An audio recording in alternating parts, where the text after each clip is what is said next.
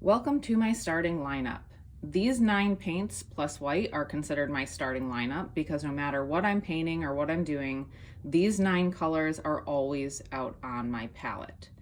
So the reason I really like this palette, and it's a solid standard for me, is because it actually hits quite a wide range of color. So in order for you to understand that, it might help for you to understand how I think about color space. So I just want to quickly go over the concept of a 3-dimensional color space. So if you're familiar with the Munsell notation system, there's the standard color wheel, which we're all kind of familiar with. But if we explode that into a 3-dimensional space, so we take that flat color wheel and we explode it into 3-dimensional space, we have 3 dimensions. We have hue, which is what color family it is. We have value, which is how light or dark it is. This is kind of the core of that 3-dimensional space. And we have chroma, which is how far out in that space it stretches. So this palette actually hits quite a large, if this is our main, the total capability of color space, this palette right here hits quite a large gamut, and by gamut it means capability. So we have the large color space, which is all possibilities. This gamut actually is a little bit smaller, but hits a lot of it. So this is the standard. However, that doesn't mean I'm not going to bring in what I call special guests for a painting day. So again, if I'm in that gamut and I need to hit a higher chroma color that's outside this capability, I'll bring in a special guest like a quinacridone rose, which is very high chroma, which is the intensity of the color. But for the most part, these paints will hit most of the things I'm working on. So again, this is starting lineup, hits a majority of the gamut I'm looking for, but if there's higher chroma colors that I need, I'll bring in a special guest for the day or for that specific painting. The other reason that I might bring in an additional special guest is if I'm constantly mixing up a color and it's more of a convenience color. So to me, burnt sienna is kind of convenience color. I can absolutely hit this same color by mixing a combination of, let's say, burnt umber, Cad Red Light, and some yellow ochre. I can get in a really good proximity to burnt sienna. So do I need this on my palette? No. But if I'm constantly mixing up those colors, and this would just be an easy addition, that might be a reason to have a special guest on my palette. So let's go over the main 9 paints. Actually, first we'll just talk a little bit about white. So typically I'm used to lead whites. I prefer lead white. That's what I learned with, that's what I'm familiar with. My 2 preferred lead whites is Rublev's Natural Pigments Lead White #1. This is the one I believe made with linseed oil. Yes, it is. And Old Holland's Cremnitz White. So if you're looking into lead whites, Cremnitz White, Flake White, and lead white are all the same thing. You just want to make sure you're looking at PW1 for the pigment number. So these are both lead whites. This one is made with linseed oil, and I'm not sure what this one's made with, but either way, that one's also good too. If I'm using a titanium, which I don't, but if I did, I'm going to use Gamblin's Flake White Replacement. It's the only paint, it's the only titanium that I have tested that doesn't slightly darken when it dries in some of the lighter values. If you want to search a phenomenon we're starting to call voodoo darkening, that's what'll happen with titaniums. But I only use lead white. Your oil paints shouldn't really change values when they dry. Okay, so the 2 whites I'll use is Natural Pigments and Old Holland. These are my preferred, but any type of lead white will have the same qualities as being a fast drying paint, strong paint film, and it's slightly transparent, whereas titanium is much more opaque. So my starting lineup is Cad Yellow Pale. I've been using Winsor Newton. When I first started oil painting, I had strictly Winsor Newton across the board because I had to just buy a whole new paint set.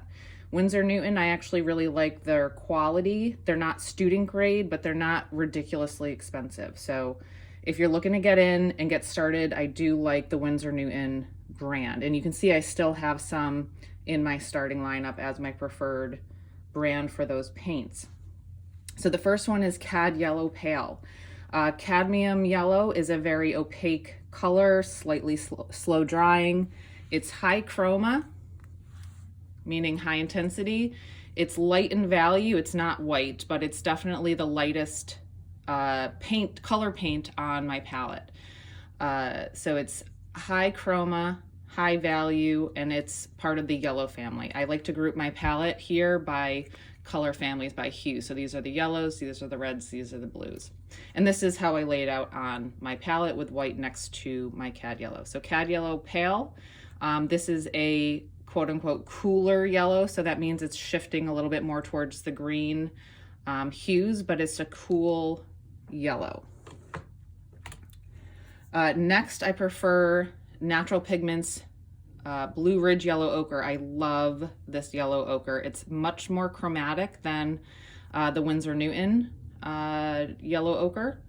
The consistency of this paint is fabulous, and I really, really enjoy this. And I really haven't found, actually RGH has a yellow ochre that's very similar, but because I do buy a lot of things from Natural Pigments, I usually just end up getting this kind. So yellow ochre is a mid-value, mid-chroma.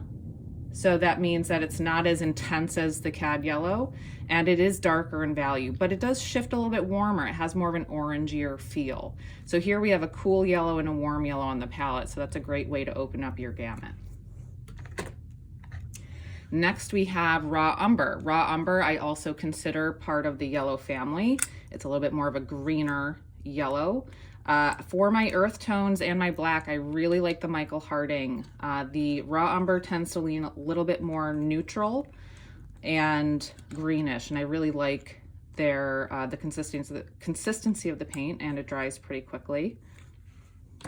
So here we have a high value, mid value, low value yellow. Again, what opens up that gamut. So that's my yellow family.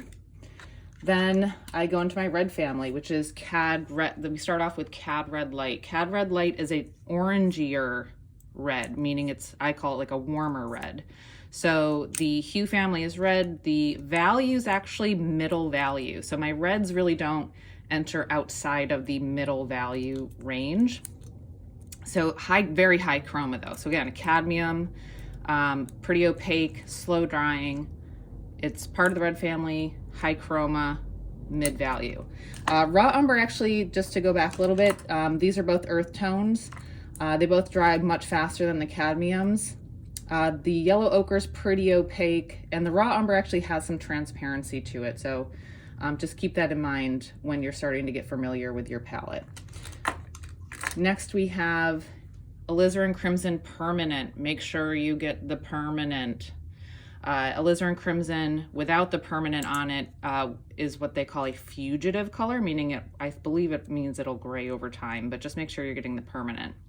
So as we can see up here, if Cad Red Light is more of an orangier red, this is a cooler, more purpley red, meaning it shifts a little bit more towards the red purple hue. And so we have a warm red and a cool red on our palette, again opening up that gamut. Alizarin Crimson is a very, very, very transparent color. So, and it's also a bully, and meaning that when you add it to mixtures, it really starts to overtake. It's a very strong color, but it's fabulous for really chromatic darks. It's high chroma, but very low value. So it's a dark value, but it's very intense in the color. Very slow drying as well. Next we come to probably the paint that I use the most in painting in general is Micheal Harding's Burnt Umber. Burnt Umber is a warm red, warmish red color, but it's very dark, low value, and low chroma. What is fabulous about Burnt Umber is that it dries extremely fast. However, it does sink in a lot, being an earth tone. But it's a wonderful paint to do underpaintings with or tone with because it is so fast drying. And it's just a great overall standard paint to have on your palette.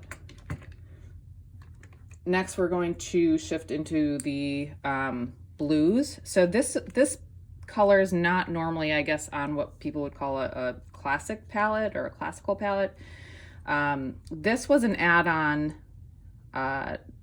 I actually added it onto my palette after a few years of painting, and I found I was always trying to mix up ultramarine blue with white to have as a light blue on my palette. So you can see a light to dark yellows, light to dark reds.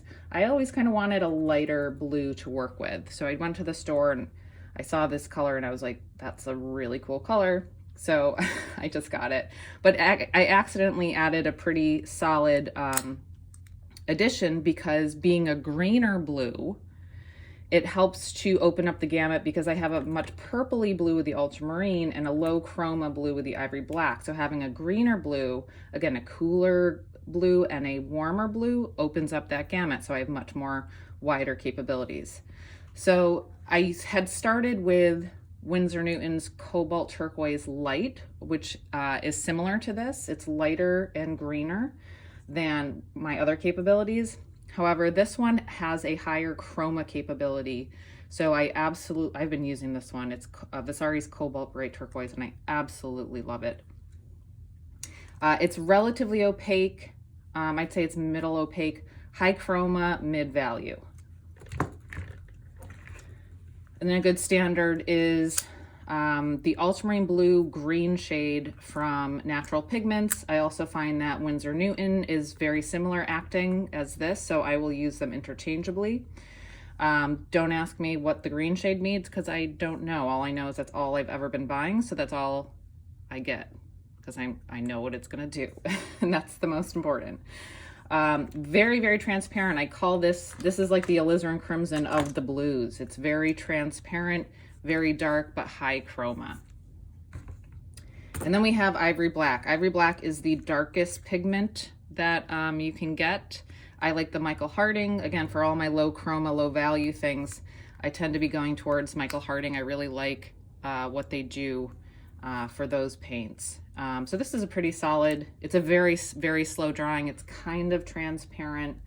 If you want a faster drying black, you could use Mars Black for a first pass, but usually I stick with my starting lineup because I'm super familiar with those paints. So in general, that's my palette. And again, you don't have to use these brands. You might like stiffer paint, you might like more oily paint. Over time, I've gone from all Winsor Newton to this smattering of options. And so the other thing that I think could really help people is to use a palette, stick with that palette, and become extremely familiar with it. And so the best way, I think, when you're starting out fresh, or you're using a new color, is to get familiar with your paints. And there's a couple ways you can do that. Up here you see I have a white canvas with each of my paints laid out. And this is my recommendation for people to get familiar with their paints.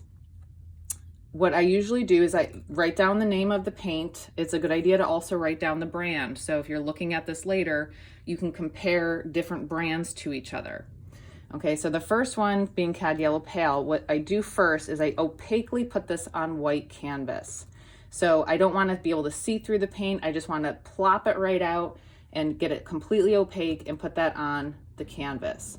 So as much as they try to tell you what these paints look like, what you're really going to see is the true nature as the paint is actually out of the tube and opaquely put down. So that's the first way I test out a new tube of paint. The second thing I do is mix with white. So that's going to tell you the tinting strength. That's going to tell you how the paint changes as you add more white. Oftentimes it cools down a bit, or it'll drop some chroma, but you'll really see the true nature of the paint once you start to mix some white into it. So that'll give you tinting strength and all that other fun stuff. And then the last thing to do is to glaze a little bit of that color over white. So this is going to show you the maximum chroma capability of that paint. So Alizarin Crimson, if you glaze it over white, gets very, very chromatic. And you can see the maximum value and maximum chroma capability of your paint. So mixing with white and glazing over white will show you the different capabilities of your paints. So that would be my recommendation. If you have any other videos that you think would be useful, feel free to put that in a comment, and don't forget to like and subscribe.